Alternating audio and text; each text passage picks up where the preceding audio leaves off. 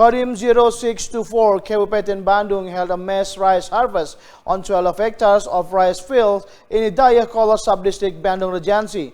The activity was conducted to support the National Food Security Program initiated by the central government and promoted as a strategic initiative by President Prabowo Subianto.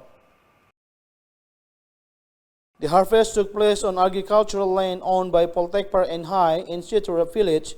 The fields had been planted jointly by local farmers and Indonesian army using Bang Barabeda's organic fertilizers. Developed by local farmers in Bandung, this organic fertilizer is claimed to produce higher rice yield than regular fertilizers. In addition to strengthening food security, the initiative is also aimed to improving farmers' livelihoods. Local government representatives, including Forkopimda and the region of Bandung, attended the event to demonstrate their support. The Bandung Regency government reported a significant increase in annual rice productions, reaching 320,000 tons across the regions, thanks to the use of organic fertilizers. Kegiatan panen raya di mana dalam rangka mendukung ketahanan pangan nasional, di mana program ini kita laksanakan di Kabupaten Bandung. Luas lahan yang hari ini kita panen raya kurang lebih hampir 1.000 hektar, tapi terbagi di beberapa kecamatan. Makanya saat ini hotspotnya di Dayeuh Kolot, di tempatnya Kabupaten Bandung kita laksanakan panen raya. Sekaligus juga kegiatan ini penanaman bersama, karena sudah masuk musim tanam lagi, maka kita lakukan penanaman serentak.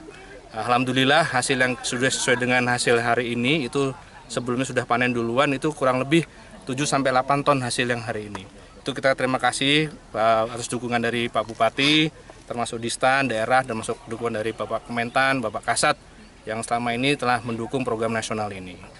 Bersyukur bahwa petani kita saat ini sudah ada peningkatan produksi, bahkan per tahun bisa mencapai 320.000 ton. Dan tentunya ini akan lebih ditingkatkan produksinya dengan adanya inovasi pupuk organik.